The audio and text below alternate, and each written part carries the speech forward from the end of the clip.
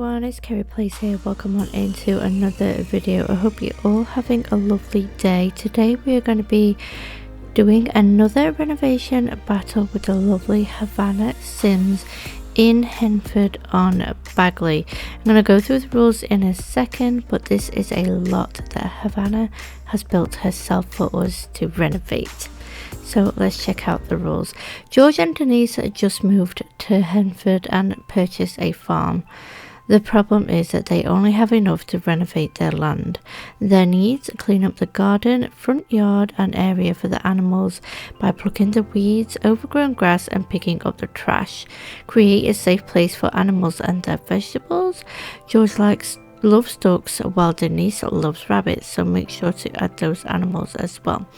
Bonus: if you want to help George and Denise with their home, extend it to 8x8 and include a second bedroom, style as you like.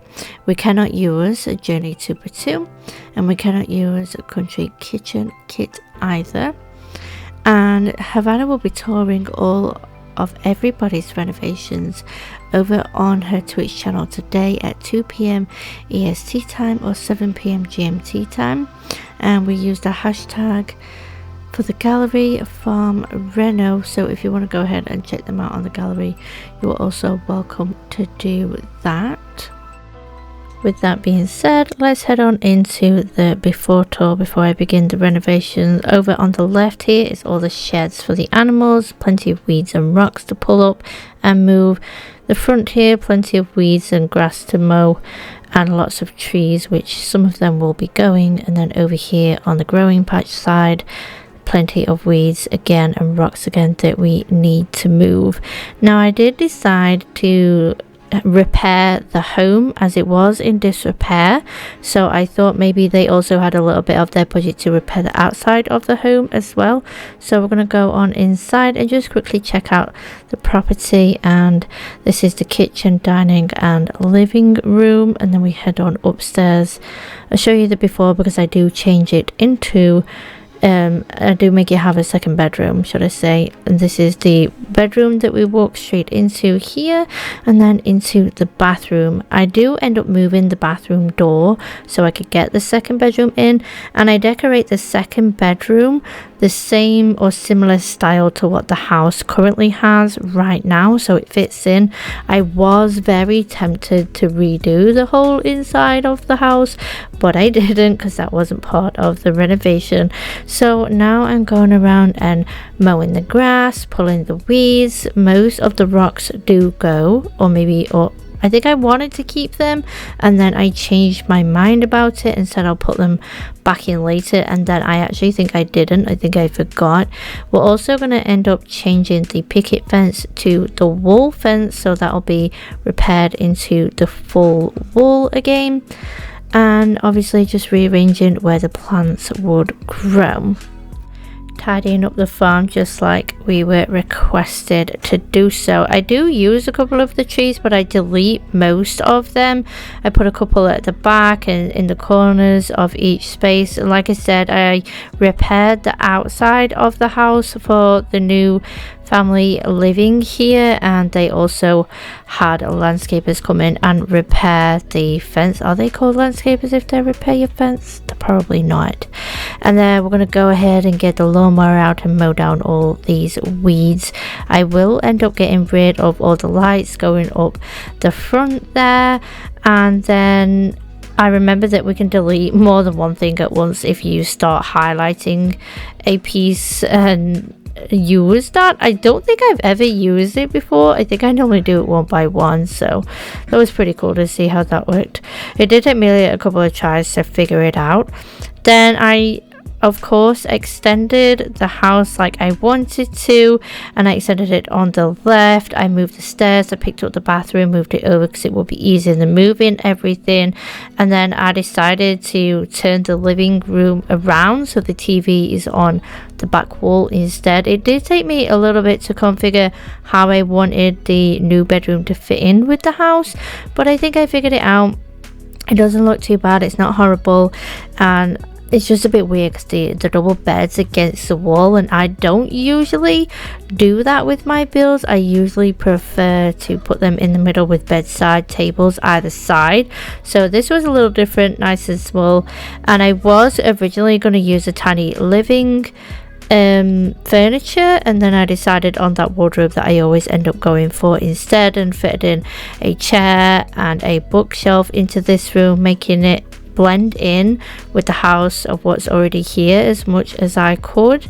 I do put a couple of things on the wall, make it feel a bit more of a bedroom rather than just furniture slapped in there.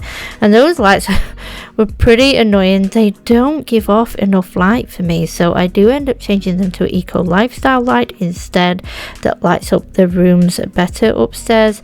And then I just make sure things look properly and not just like it's been moved or chopped off because of the wall. And then we head on back out to the outside, repair the roof, move the top attic windows so they look right. And then I do put a phone box in this property. That's a common thing here in the UK that we have. They're not used now. They're actually being turned into defibrillator boxes for emergencies. And then putting the sheds back over here on the left. Then the chicken coop will go over there as well. And then I do actually end up building a pond for George. Is it George, or have I got the name wrong because I'm an idiot? No, yep, George and his dogs, and I do give Denise her rabbits as requested by the rules. And then I end up fencing off the animals. I don't yet, it's right near the end that I end up fencing off the animals, and decided to have it like a separate patio space area, and I build like a barbecue picnic area in this side where the pond is, because I felt the space was really big. And from what I've played so far with the cottage living stuff, the animals don't need a lot of room. They actually don't go very far from their sheds. The pond did take me a little while to do because I didn't realize at first that some of the stuff was actually floating onto the water. I didn't realize that the edges and the dip underneath the water counted as it being on a slope. These plants worked out really well on the right here between the frog and the chicken, but I do end up sorting out the pond fully and ended up making like kind of just trying to hide the edges, but not with all rocks, using the plants as best I can to try and disguise it, because it can be a pain of trying to put a trillion rocks around the edge. So I just thought I'd do the front area instead. And then I realized that the ducks were floating, so I think I end up keeping the white ducks and not using the other ducks. I do believe I look for a big tree to put here to give shade, because I do like that to go with a pond. I put in a couple of the flowered hedgerows as well, and then I do end up making a little seating area later on into the build. And then I do some terrain painting. I find a couple of objects that suit in a garden, like a bench and then like a wagon that's got plants in it to go as a decoration. And I also put a sign and barrel out at the front of the property to suggest, you know, this is the farm, welcome on in. I do like the llama sign thing. It's not I can't English specifying anything. I just wanted to put it there, so maybe it just says the name of the farm on it and renovation battle maybe. And like I said, popping in the phone box, I was gonna say electric box and I'm losing my words now, popping in the phone box there. And then I wanted to do a little bit out at the front of the house here, being as it wasn't all fully, you know, closed off or fenced off or anything. It was still pretty good, and for some reason my alt button stopped working, not like off the keyboard but like in the game. It didn't want me to turn that lantern round myself. I could only move it on the arrow keys on the keyboard. I don't know why, it just was having a fit at me, but then it let me do it with something else later on, so I don't know what was happening there. Just putting a light in so we can see when they have to go and get the mail outside, maybe, or maybe somebody drops off some mail in the night time. Making sure the truck has an area to park, so doing some more of the terrain there. Just popping some hedges in front of the wall just for show, to make it look fuller basically. And then decided on a gravel footpath. I was only going to do it to about where I've started, and then I decided maybe the mailbox and the phone box could have gravel around it as well. And I don't think I put any hedges going up the path. I think I left it at that and just did it where the gates were.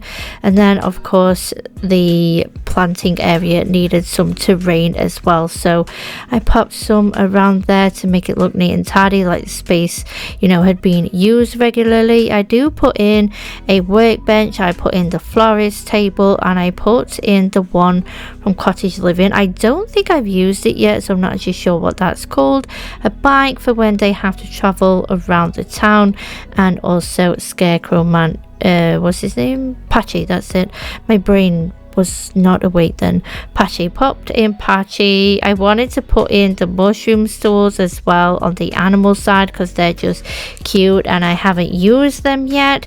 And then I still had a pretty big open space and I couldn't find something that would look nice on the farm to fill it, so that's when I decided to split the yard between the animals and having a patio area, but just looking for some trinkets that make the garden and farm look like it's being used all the time. And that's where I decided on this patio area on a platform because I thought that would look pretty cool.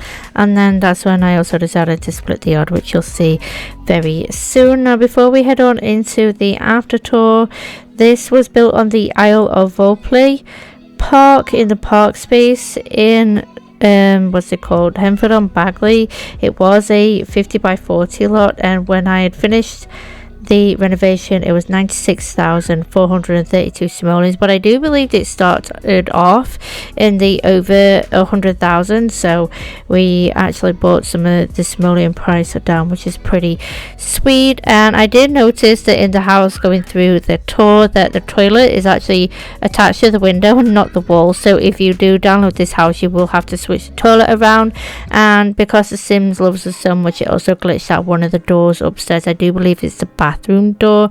So I want to thank you so much for joining me today. Appreciate you all very, very much. The voting link to go and check everybody out and vote for will be down in the description box as usual, as well as the playlist. As soon as Havana gives us the playlist with everyone's videos on, I will also pop that down in the comments. So don't forget, Havana will be streaming over on her Twitch page at 2 PM EST time, 7 PM GMT time, and she'll be checking out everybody's tours of those that have joined in the renovation battle today. Thank you so much for joining me today. Appreciate you. Hope you have a lovely rest of your day, and I will see you in my next video. Bye for now.